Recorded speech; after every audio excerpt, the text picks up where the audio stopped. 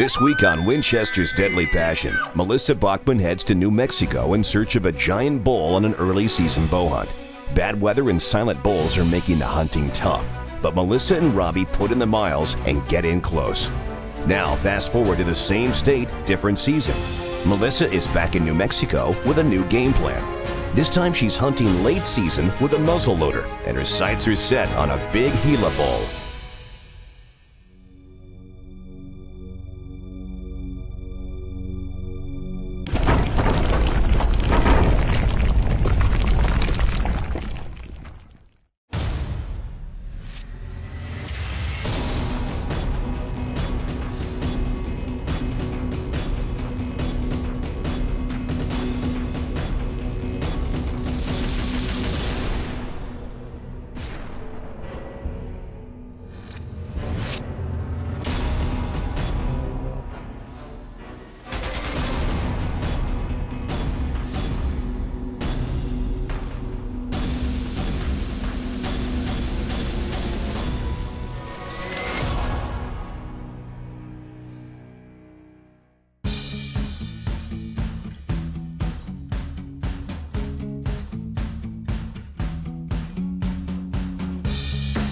When September rolls around, well, there's only one place that I want to be, and that is out west elk hunting.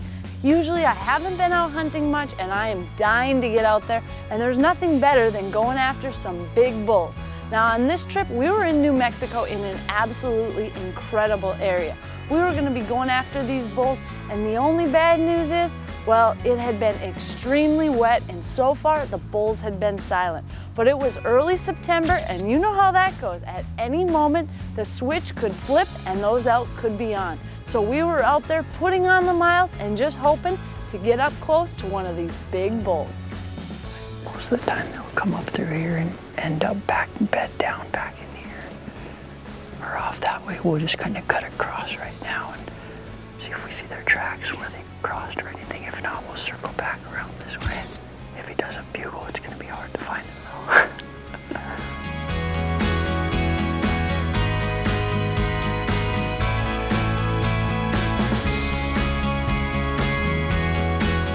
When you're out elk hunting, you're usually looking at a big variety of terrain. Even in New Mexico, I've hunted areas that are completely flat, and you're going after these bulls in the easiest conditions possible.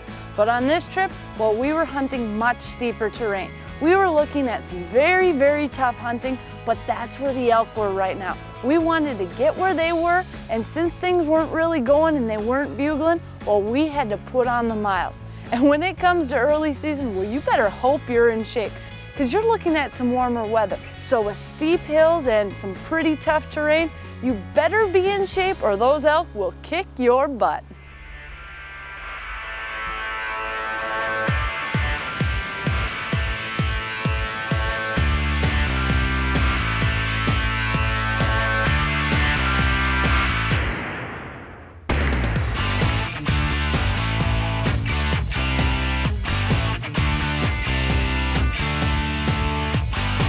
One of the challenges we were starting to face is the fact that we could see these elk from a long way off, but by the time you would try to maneuver and get in front of them, well, either the wind would go wrong, they would change course, or something else would happen. And that's what makes it so tough if they're not bugling. If you can't hear where they're at, well, it's like trying to find a needle in a haystack. You know they're out there, you know where you saw them last, but it can be very difficult to try to get in the right place at the right time.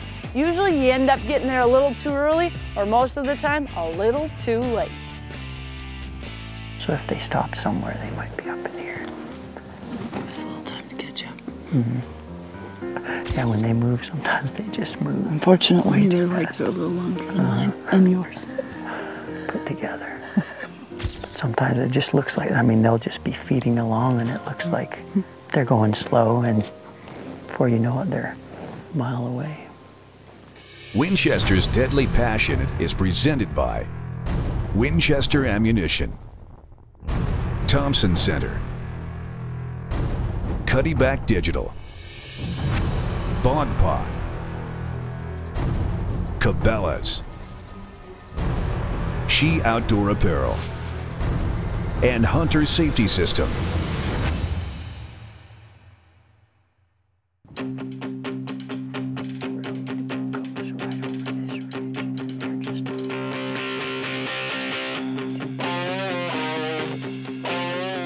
afternoon, we decided to climb to a high point and sit there in glass for a while.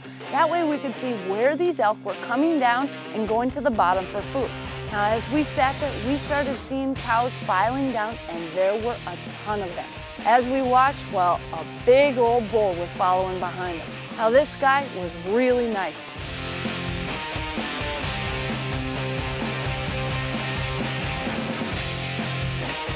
We just had a bull come through with a whole bunch of cows. They're going around the edge, so we're going to try to get over and cut them off before we can get there. It's a nice, it looks like a 6x6, kind of short 5s and 6s, but he's looking good and he's pretty close. So biggest problem is going to be he's got a lot of cows with him. He's a popular man.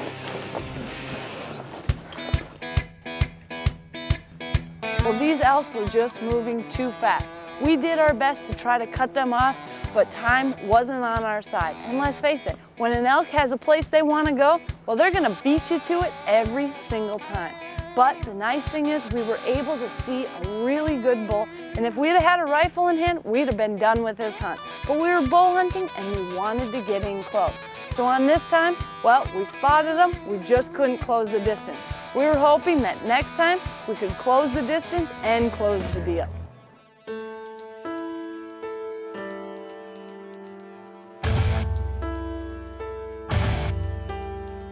We were really starting to run out of time. In fact, it was the last day and we spotted a big herd of elk all the way across a ravine on another ridge. Now, they were using this ridge top, and we thought, you know what, if we can get over there, the wind would be perfect and we could just let them come to us.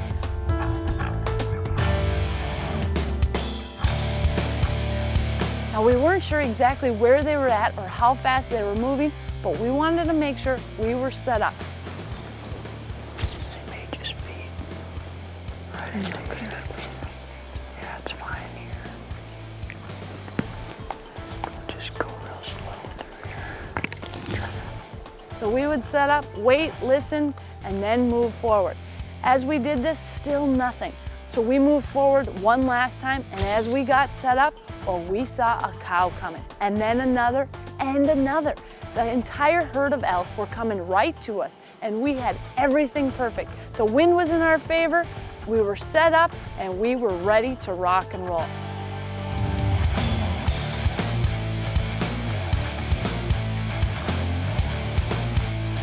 So we let the cows wander by, and in fact, we had a few beds right in front of us. The perfect decoy setup, cows everywhere, and everybody was calm. We even had a couple of cows start fighting right in front of me. Now, these cows weren't probably 10, 15 yards away, and they actually got up on their hind legs and were fighting. I had never seen anything like that before, but it was pretty cool, but still no bull. Then we heard something, and there was a bull chasing cows everywhere. These cows were not happy about it, but this young guy, well, he was chasing them all over the place.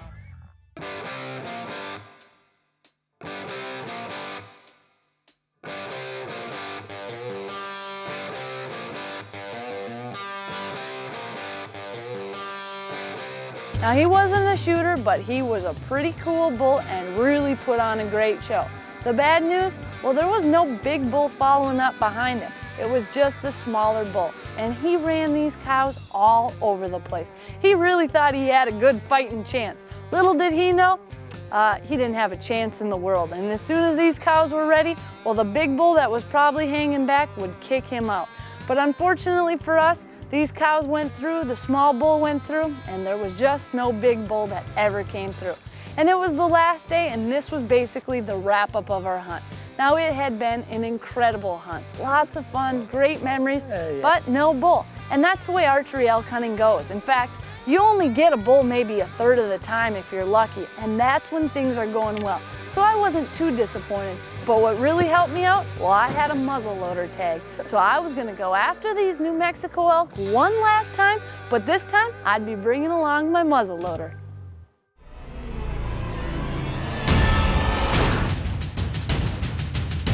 Tip of the week is brought to you by Can-Am. The facts say a lot, but the ride says it all. As a bow hunter, it's extremely important to shoot at distances that you feel confident in the field and practice accordingly. The best way to do this, push your comfort zone during practice and shoot past that regular 30-yard shot. Move back to 40, 50, maybe even 60 yards so you can learn what kind of groups you can hold at that range. But the most important thing is to find your max range that you're confident at taking an animal and never ever shoot past it in the field.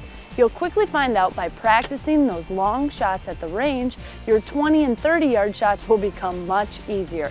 Another thing to remember is there are a lot of other factors in the field, so practice on your knees, sitting down, and learn your max distance on windy days. Your arrow will drift and you're gonna have to bring those shots in much closer. In the end, make sure that you're only shooting at distances that you feel confident and put in the practice time needed to maintain those skills.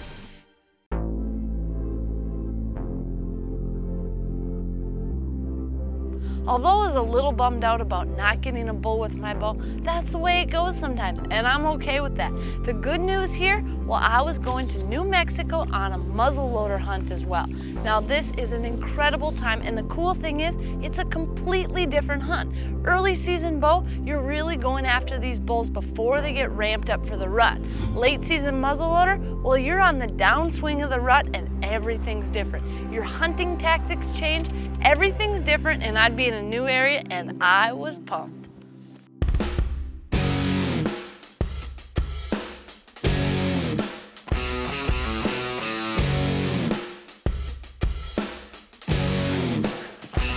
This time I was going out with Audrey McQueen. Now Audrey is an absolutely incredible caller when it comes to elk.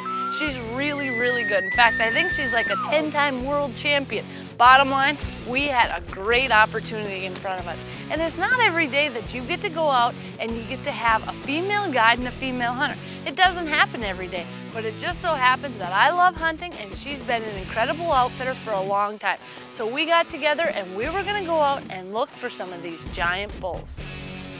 Now the difficult thing, well, I didn't have someone coming in to film me. I was gonna go out and try to film this entire hunt myself. Now you can do it on a whitetail hunt if you're sitting in a tree. You can do it on some mule deer hunt, but with elk, it is extremely difficult. But I felt up for the challenge. I had the hunt, I had the tag. There's no sense to not film it, and although it was gonna cause a lot of extra work on my part, I was up for the challenge.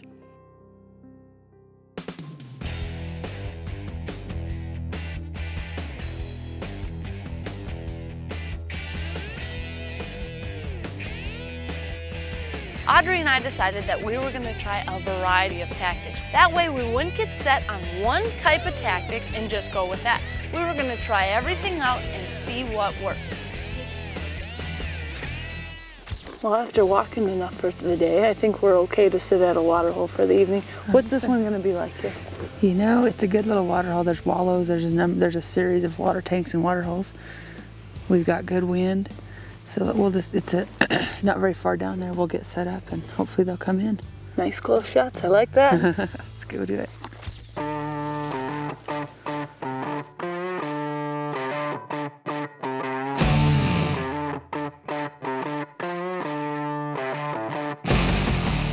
through those trees. Spike up. Here comes another one. It's a spike. Right in for the water like little kids. All I could think is at any moment, the big guy's gonna step out. We were sitting there on pins and needles, excited, watching the show, but the big guy never showed up. That's the way it goes, and we decided water holes are good, but they just weren't spending the time. The big bulls weren't coming during daylight hours. Now they may be coming at night, but not while we were there. So we decided our method's gonna be walking and stalking. Try to find a bull and get up on it.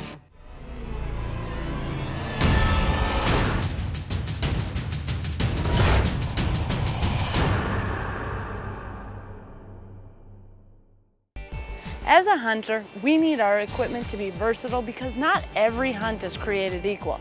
That doesn't mean we need 10 of everything. It just means when we buy our gear, it's a lot more useful if it can adapt to any hunting situation. Perfect example, spotting scopes. So let's say you have a combo hunt planned out west for elk and antelope. But now you have to decide what size spotting scope to use. For antelope, you know you're going to be on flat ground and possibly be viewing them from a truck. So bigger is better. Elk, on the other hand, you're going to be walking miles up steep, physically demanding hills, and lighter is definitely better here. So how do you get the best of both worlds? SWAROVSKI has now come out with their first ever modular spotting scope, the ATX STX. It's an interchangeable system that allows you to have one eyepiece and 3 different size objectives for any hunting situation.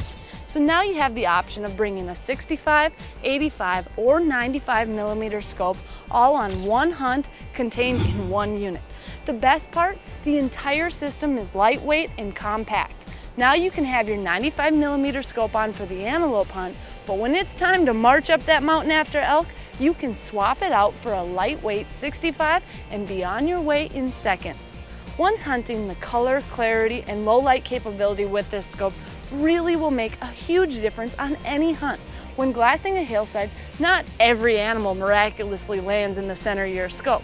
So with its full field of view and its edge-to-edge clarity, you'll simply spot more game. And once you have an animal spotted and you'd like to maybe get a great photo or some video before making the stock, it's now a snap with the new modular scope. There are 2 different adapters you can get for this scope that were made to take photos or video. The first is called the DCB2, which is meant for all point-and-shoot cameras. The second is the TLS APO, which is designed for all DSLR cameras. Now you're using the unbelievable glass from your spotting scope to capture up-close and personal photos and video. Now that you've spotted it, filmed it, it's time to make your move and get after it. Winchester's Deadly Passion is presented by SWAROVSKI OPTIK, North American Hunting Club, Rage Broadheads, Matthews, Can-Am, Wildlife Research Center, and Hot Mox.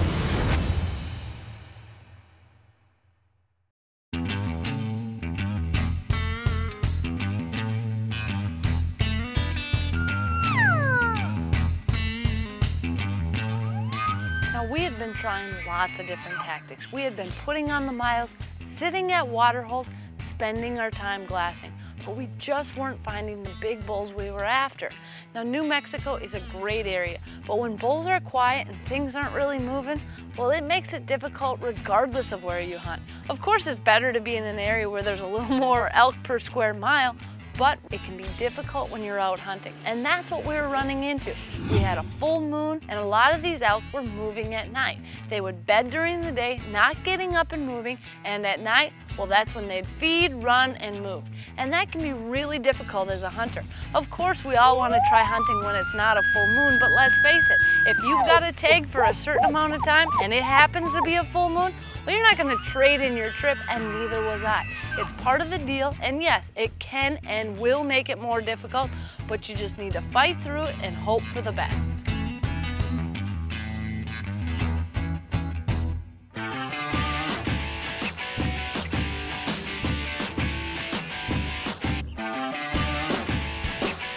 They're right up there. I see them. We just need to keep working our way around. As luck would have it, our hard work finally paid off and we spotted a beautiful bull. There's 6 cows and a bull right at the tree line there. And they're just feeding along through the opening. If we can get around them, we can cut them off. Just use the trees as we get there. Once we get there, they should be. That's what the plan is, and the wind's perfect, so let's go.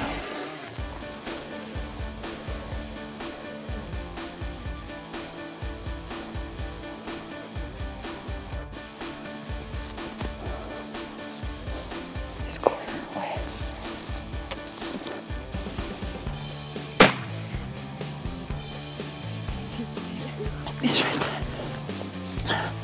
He's still right there. He's still right there.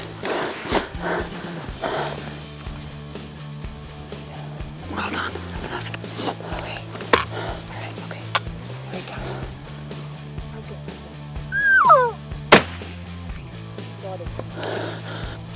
Oh, you got him! Yeah! I cannot believe it! I'm starting to think this bull is looking bigger and bigger every minute. Holy smokes! Look at this! There is some trash. What Beautiful a bull. 7x6. 6x7. Good. Very nice. And look at these brows. Those are huge. He's symmetrical. Beautiful bull. Beautiful Gila bull. Wow, now this is what New Mexico is all about. We're hunting with Trophy Ridge Outfitters, Audrey McQueen, the she team. We got it done today. Anybody who says girls can't kill big bulls, they haven't met us yet. Now the work begins. That's okay, I don't mind this work anytime. Heck no. And the best part is he only went about 50 yards, so nice morning hunt. The last day can be just as good as the first. Oh, great bull. That last day, you've got just as good a chance to running into a big bull as the first day. So the important thing is you can't let your mentality change. If you start thinking, well, it's over, my hunt's almost done, I'm not gonna get an animal, well, the good chance is you probably won't. Because if you give up, you're not trying as hard anymore. So you need to stay as positive and as confident as you were on day one on the last day. And I'm living proof. I've taken many, many, many animals on the last day. That means you put in your time and it can and does all work out sometimes. Thank you again. Good job.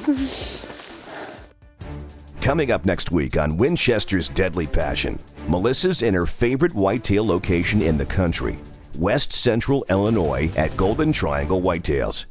She's put in a ton of time scouting, has her ground blind set on an incredible food plot, and is accompanied by her trusty muzzleloader. And as luck would have it, an absolute giant steps out, one of those legendary Illinois booners.